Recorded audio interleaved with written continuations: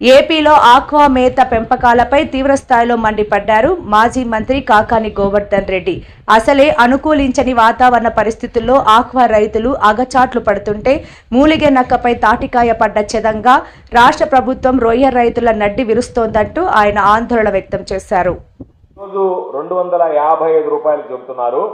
అంటే దాదాపుగా ఒక పక్క కేజీకి సంబంధించి 8 రూపాయల నుంచి 10 రూపాయలు రేటు పెరుగుతుంటే 15 రూపాయలు ఈ ఒక్క నెలలోనే రేటు పడిపోయినటువంటి పరిస్థితి ఏర్పడింది.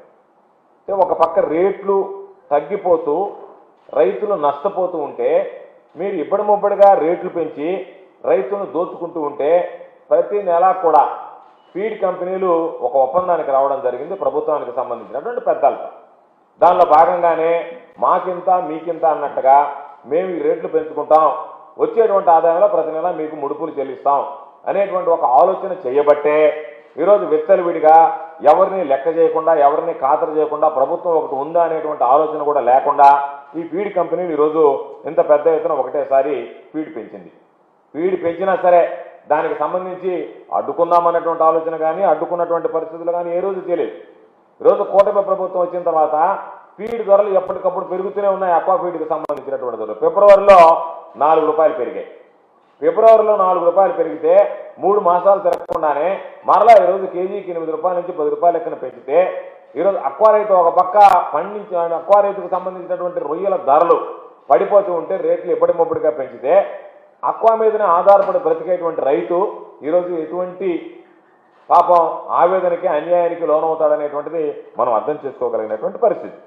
కాబట్టి ఈరోజు ఒకసారి ఆలోచన చేస్తే దిగుమతి సుంకాలు తగ్గినా సరే దాదాపుగా 30% నుంచి 5%, 15% తగ్గించినా వీళ్ళు మాత్రం దానికి సంబంధించినటువంటి దాంట్లో వాటిని పరిగణలోకి తీసుకోకుండా ఆ వచ్చేటువంటి ఆదాయాలు ఏదన్నా ఉంటే వాటిల్ని అక్వా రైతులకి తగ్గించాలి ఫీడ్ విషయంలో అనేటువంటి ఆలోచన లేకుండా ఇబ్బడిముబ్బడిగా పెంచడం, ముడి సరుకులు తగ్గినా సరే ఫీడ్కి సంబంధించి ధర తగ్గించేటువంటి పరిస్థితులు ఏదన్నా ఉంటే అరాకొరగా ఏదో ఒక 15 రూపాయలు తగ్గింది అంటే ఒక 4 రూపాయలు తగ్గించేటువంటి పరిస్థితి ఏర్పడుతుంది. పెంచేటప్పుడు మాత్రం అకారణంగా ఈరోజు రేట్లు పెరగకపోయినా ముడి సరుకులు ఇంగ్రీడియంట్స్కి సంబంధించినటువంటి రేట్లు పెరగకపోయినా ఈరోజు అన్యాయంగా మీరు ఒకటేసారి ఇంత పెద్ద ఎత్తున రేట్లు పెంచడం అనేటువంటిది దుర్మార్గమైనటువంటి విషయం. ఇది ప్రభుత్వ వైఫల్యం అనే చెప్పేదానికన్నా ప్రభుత్వం ఈ ఫీడ్ కంపెనీ తయారీదారులతో ఏదైతే కుమ్మక్కైందో వాళ్ళ ద్వారా ప్రతి నెల ముడుపులు తీసుకోవాలనేటువంటి కమిషన్ వ్యవహారం ఏదైతే మాట్లాడుకునిందో దానివల్లనే ఈరోజు అక్వా రైతులు తీవ్రమైనటువంటి ఆందోళనకు గురయ్యేటువంటి పరిస్థితి ఏర్పడింది. అక్వా రైతులు తీవ్రంగా నష్టపోయేటువంటి పరిస్థితి ఏర్పడింది. కాబట్టి ఈరోజు మేము మరలా చెప్పేది ప్రతి ఒక్కరూ ఆలోచిస్తున్నారు, ప్రతి ఒక్కరు నమ్ముతున్నారు, ప్రతి ఒక్కరు విశ్వసిస్తున్నారు. ఎంత ధైర్యంగా అక్వా ఫీడ్కి సంబంధించినటువంటి రైతులు ఒక్కసారిగా రేటు పెంచారు అంటే టీడీపీ సెంట్రల్ ఆఫీసుకు ముడుపులు పోతున్నాయి. ముడుపుల వ్యవహారం ఈరోజు మాట్లాడుకున్నారు. దాని పర్యవసానమే ఈరోజు వీళ్ళకి సంబంధించినటువంటి రేట్లు పెంచడం అని చెప్పి అంటే అక్వా రైతుల కష్టం మొత్తం టీడీపీ దోపిడీ పాలైపోయేటువంటి పరిస్థితి ఏర్పడింది. తెలుగుదేశం పార్టీ అక్వా రైతుల కష్టాన్ని ఈరోజు ఇప్పటిదాకా దళారులు అనుకున్నాం, మధ్యలో ఉండేటువంటి వ్యాపారుల ట్రేడర్స్ అనుకున్నాం, వాళ్ళందరూ పోయి అక్వా రైతుల కష్టాన్ని ఈరోజు నేరుగా ఈ తెలుగుదేశం ప్రభుత్వమే దోచుకునేటువంటి పరిస్థితి ఏర్పడింది. కాబట్టి ఈరోజు అక్వా రైతులు తీవ్రమైనటువంటి నిరసనలకి ఈరోజు తెలియజేసేటువంటి పరిస్థితి ఏర్పడింది. ఈరోజు ప్రభుత్వానికి తెలియజేయకుండా దాదాపుగా వెనామీకి సంబంధించినటువంటి ఈరోజు 12,000 రూపాయలు పెంచుతాం, టైగర్కి సంబంధించినటువంటి ఫీడ్కి 14,000 పెంచుతామని చెప్పి వాళ్ళు ప్రభుత్వానికి ఒక లేఖ రాయడం జరిగింది.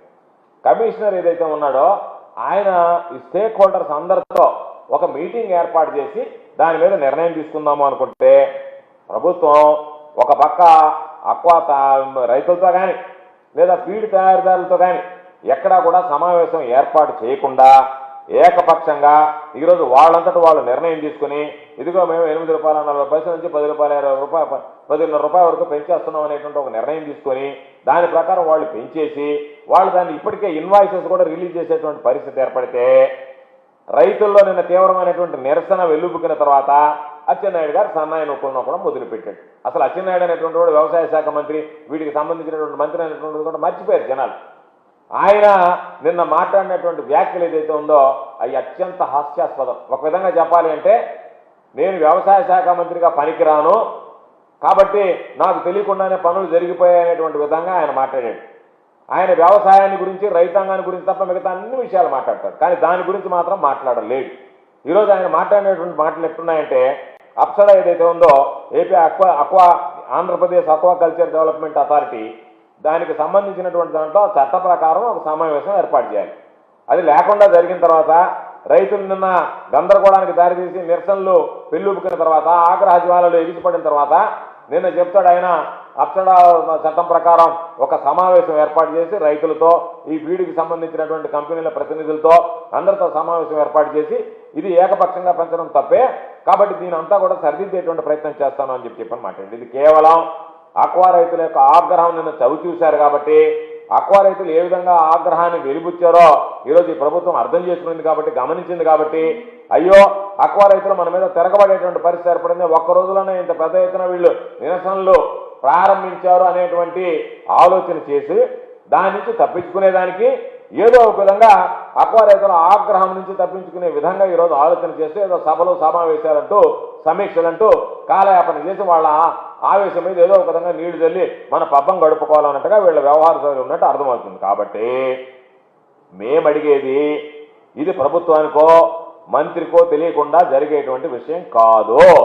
కాబట్టి అక్వా రైతులకు సంబంధించినటువంటి అక్వా సిండికేట్ ఏదైతే ఫీడ్ సిండికేట్ ఉందో వీళ్ళ దగ్గర అచ్చెన్నాయుడికి ముడుపులు ఎంత